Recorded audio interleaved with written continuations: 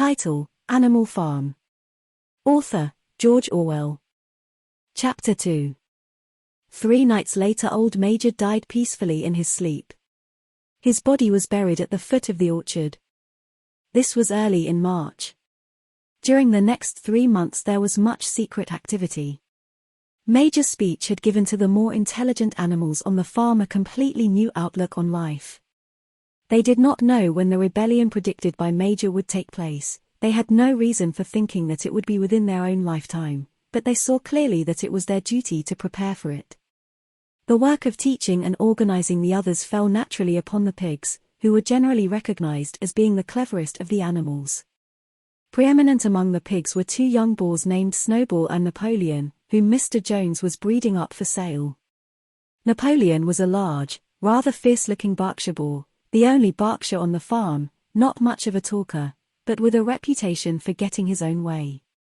Snowball was a more vivacious pig than Napoleon, quicker in speech and more inventive, but was not considered to have the same depth of character. All the other male pigs on the farm were porkers. The best known among them was a small fat pig named Squealer, with very round cheeks, twinkling eyes, nimble movements, and a shrill voice. He was a brilliant talker, and when he was arguing some difficult point he had a way of skipping from side to side and whisking his tail which was somehow very persuasive. The others said of Squealer that he could turn black into white. These 3 had elaborated old Major's teachings into a complete system of thought, to which they gave the name of animalism. Several nights a week, after Mr. Jones was asleep, they held secret meetings in the barn and expounded the principles of animalism to the others. At the beginning they met with much stupidity and apathy. Some of the animals talked of the duty of loyalty to Mr. Jones, whom they referred to as master, or made elementary remarks such as "Mr. Jones feeds us. If he were gone, we should starve to death." Others asked such questions as "Why should we care what happens after we are dead, or if this rebellion is to happen anyway, what difference does it make whether we work for it or not?" And the pigs had great difficulty in making them see that this was contrary to the spirit of animalism. The stupidest questions of all were asked by Molly, the white mare. The very first question she asked Snowball was, "Will there still be sugar after the rebellion?" "No," said Snowball firmly. "We have no means of making sugar on this farm. Besides, you do not need sugar. You will have all the oats and hay you want." "And shall I still be allowed to wear ribbons in my manner?" asked Molly. "Comrade," said Snowball, "those ribbons that you are so devoted to are the badge of slavery. Can you not understand that liberty is worth more than ribbons?" Molly agreed, but she did not sound very convinced. The pigs had an even harder struggle to counteract the lies put about by Moses, the tame raven. Moses, who was Mr. Jones's especial pet, was a spy and a tale-bearer, but he was also a clever talker. He claimed to know of the existence of a mysterious country called Sugar Candy Mountain, to which all animals went when they died. It was situated somewhere up in the sky, a little distance beyond the clouds, Moses said. In Sugar Candy Mountain it was Sunday 7 days a week, clover was in season all the year round, and lump sugar and linseed cake grew on the hedges.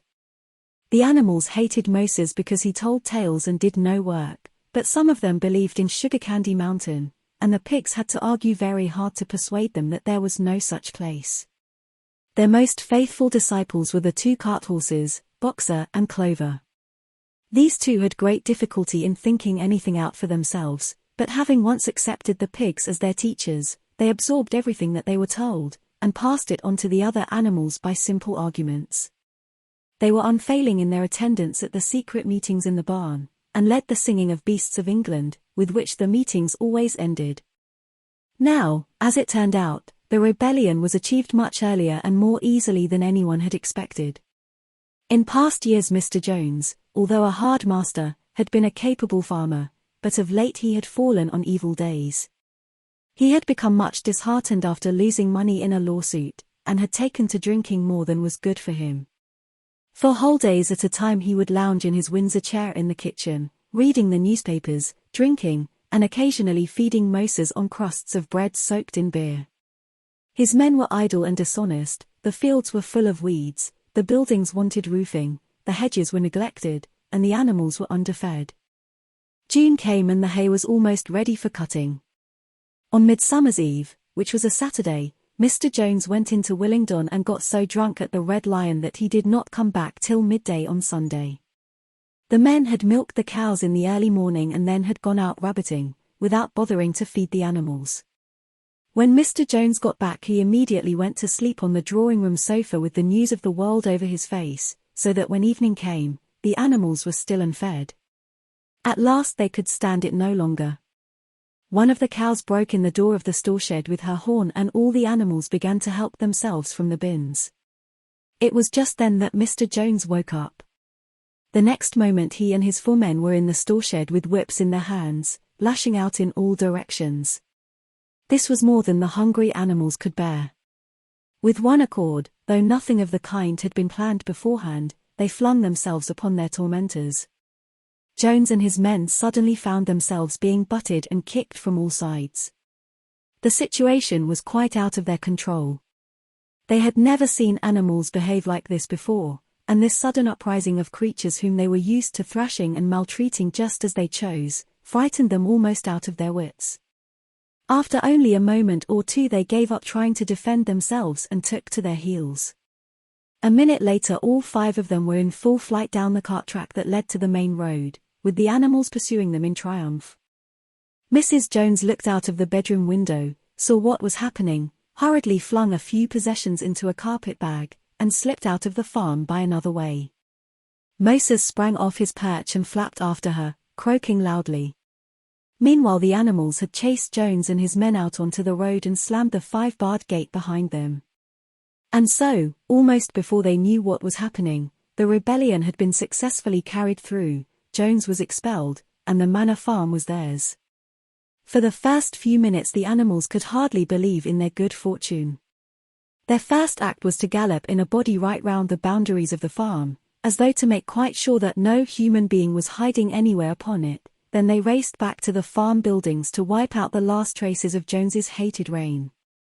The harness room at the end of the stables was broken open, the bits, the nose rings, the dog chains, the cruel knives with which Mr. Jones had been used to castrate the pigs and lambs, were all flung down the well. The reins, the halters, the blinkers, the degrading nosebags, were thrown onto the rubbish fire which was burning in the yard. So were the whips. All the animals capered with joy when they saw the whips going up in flames. Snowball also threw onto the fire the ribbons with which the horses' manes and tails had usually been decorated on market days. Ribbons, he said, should be considered as clothes, which are the mark of a human being. All animals should go naked. When Boxer heard this he fetched the small straw hat which he wore in summer to keep the flies out of his ears, and flung it onto the fire with the rest. In a very little while the animals had destroyed everything that reminded them of Mr. Jones. Napoleon then led them back to the store shed and served out a double ration of corn to everybody, with 2 biscuits for each dog. Then they sang Beasts of England from end to end 7 times running, and after that they settled down for the night and slept as they had never slept before. But they woke at dawn as usual, and suddenly remembering the glorious thing that had happened, they all raced out into the pasture together. A little way down the pasture there was a knoll that commanded a view of most of the farm. The animals rushed to the top of it and gazed round them in the clear morning light. Yes, it was theirs, everything that they could see was theirs. In the ecstasy of that thought they gambolled round and round, they hurled themselves into the air in great leaps of excitement. They rolled in the dew, they cropped mouthfuls of the sweet summer grass, they kicked up clods of the black earth and snuffed its rich scent. Then they made a tour of inspection of the whole farm and surveyed with speechless admiration the ploughland, the hayfield, the orchard, the pool, the spinney. It was as though they had never seen these things before, and even now they could hardly believe that it was all their own. Then they filed back to the farm buildings and halted in silence outside the door of the farmhouse. That was theirs too, but they were frightened to go inside. After a moment, however, Snowball and Napoleon butted the door open with their shoulders and the animals entered in single file, walking with the utmost care for fear of disturbing anything. They tiptoed from room to room, afraid to speak above a whisper and gazing with a kind of awe at the unbelievable luxury, at the beds with their feather mattresses, the looking-glasses, the horsehair sofa, the Brussels carpet, the lithograph of Queen Victoria over the drawing-room mantelpiece. They were just coming down the stairs when Molly was discovered to be missing. Going back, the others found that she had remained behind in the best bedroom. She had taken a piece of blue ribbon from Mrs. Jones's dressing table, and was holding it against her shoulder and admiring herself in the glass in a very foolish manner. The others reproached her sharply, and they went outside. Some hams hanging in the kitchen were taken out for burial, and the barrel of beer in the scullery was stove in with a kick from Boxer's hoof, otherwise nothing in the house was touched. A unanimous resolution was passed on the spot that the farmhouse should be preserved as a museum. All were agreed that no animal must ever live there.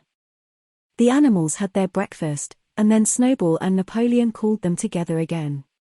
"Comrades," said Snowball, "it is 6:30 and we have a long day before us. Today we begin the hay harvest. But there is another matter that must be attended to first."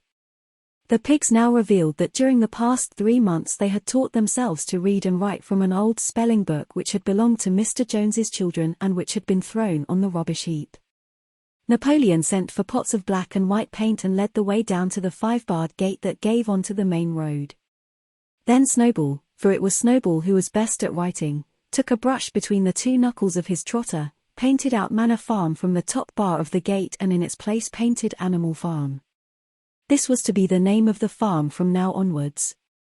After this they went back to the farm buildings, where Snowball and Napoleon sent for a ladder which they caused to be set against the end wall of the big barn.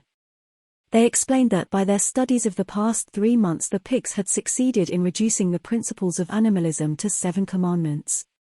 These 7 commandments would now be inscribed on the wall. They would form an unalterable law by which all the animals on Animal Farm must live forever after. With some difficulty, for it is not easy for a pig to balance himself on a ladder, Snowball climbed up and set to work, with Squealer a few rungs below him holding the paint pot. The commandments were written on the tarred wall in great white letters that could be read 30 yards away. They ran thus. The 7 commandments. 1. Whatever goes upon 2 legs is an enemy. 2. Whatever goes upon 4 legs, or has wings, is a friend. 3. No animal shall wear clothes. 4. No animal shall sleep in a bed. 5. No animal shall drink alcohol. 6. No animal shall kill any other animal. 7. All animals are equal. It was very neatly written, and except that friend was written framed and one of the SS was the wrong way round, the spelling was correct all the way through. Snowball read it aloud for the benefit of the others. All the animals nodded in complete agreement, and the cleverer ones at once began to learn the commandments by heart. "Now, comrades," cried Snowball, throwing down the paintbrush, to the hayfield.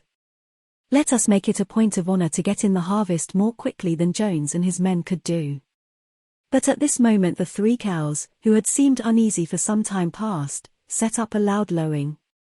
They had not been milked for 24 hours, and their udders were almost bursting.